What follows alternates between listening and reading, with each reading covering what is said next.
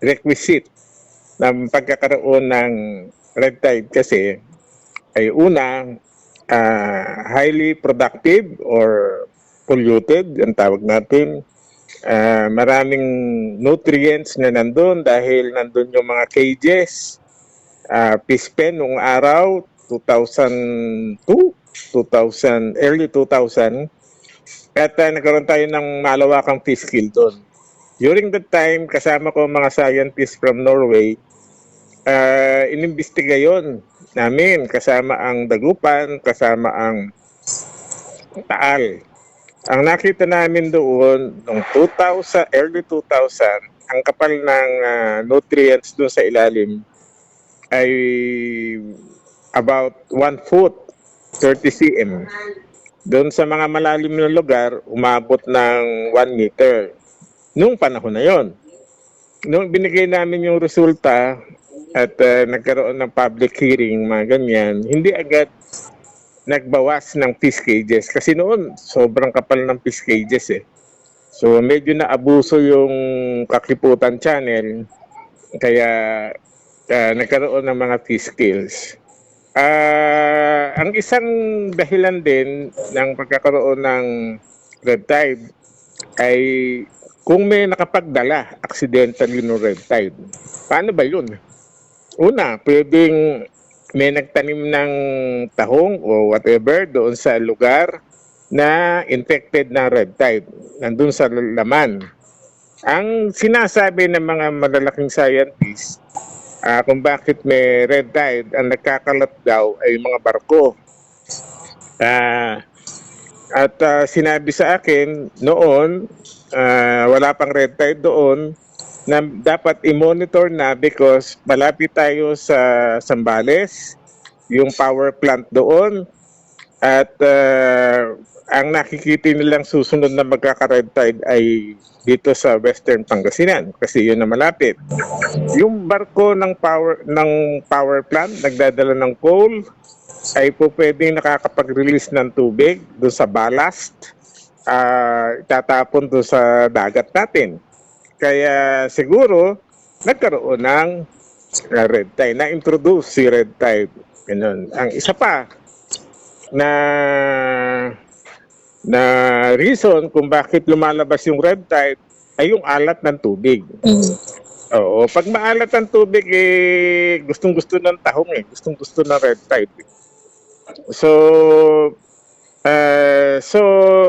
tama siguro yung alat ngayon na kaya hindi kulang pa yung ulan na nare-receive natin para patabangin yung lugar kung saan may red tide. Ganon. So, mag-abang pa tayo. Akala ko nga wala na merong 22 sites ng red tide sa buong Pilipinas. 22 yan na minomonitor. Once nagkaroon na, palagi magkakaroon na. Merong mga swerte na matagal bago ilang taon bago lalabas ulit yung red tide. Isa sa ganyan ay yung Western Pangasinan. Hindi taon-taon lumalabas yung red tide. Merong lugar katulad ng Samar, Leyte, palaging nandun yung red tide. Buhay palagi. Talagang siguro yung circulation ng kanilang tubig dagat maayos, nutrients maayos, ganyan. Kaya nandun palagi yung red tide, palagi silang affected.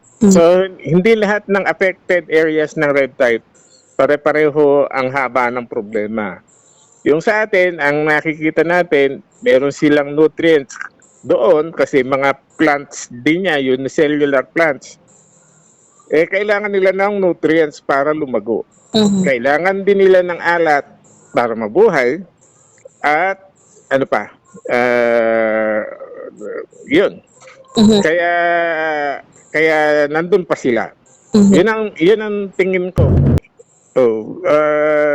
Nasa BIFAR pa ako nung first na nagkaroon diyan sa Western Pangasinan. Kaya yun yung nakita naming factors na po pwede, yung alat ng tubig, Tapos yung Western Pangasinan kasi, di ba, gawa ng asin. Mm. Ideal yan sa maaraw na environment eh. Di ba? Mhm. As opposed doon sa Eastern Luzon, yung Baler, palagi ang ulan diyan eh. Pero dito sa atin, Western Pangasinan, yun ang sagot kung bakit diyan pinuproduce yung asin. Mhm. Kasi kukonti ang ulan. Yes po. Very, very distinct yung dry season at rainy season. Mhm. Yun nga yung nakakapagtaka eh. Yung red tide kasi, once nagkaroon ng area, nagsesettle lang yan doon sa putik eh, sa baba. Mhm. Tapos naghihintay ng opportunity na lalabas at dadami. Ganun siya eh. Wala pa sino man sa buong mundo ang nakadiskubre kung paano yan i-eliminate eh. Merong sinasabi na clay balls daw, ganyan, bla bla bla, papawalan doon sa dagat na may red tide, may positive, negative ion, ganyan, didikit doon sa red balls, magse-settle down. Pero hindi para patayin. Ganon. Tapos sa depuration, hindi rin siya mapapatay, kaya hindi rin namin nire-recommend. Ang pinakamadali is hintayin mong mawala. Yan ang pinaka-effective. Once ang isang area ay nagkaroon ng red tide, minomonitor na yan regularly ng BIFAR. Kaya mabilis yung BIFAR na magbigay ng bulletin na may red tide sa ganito. Ganyan na. So, yun lang. Siyempre, nakakatakot din na kumain ng talaba.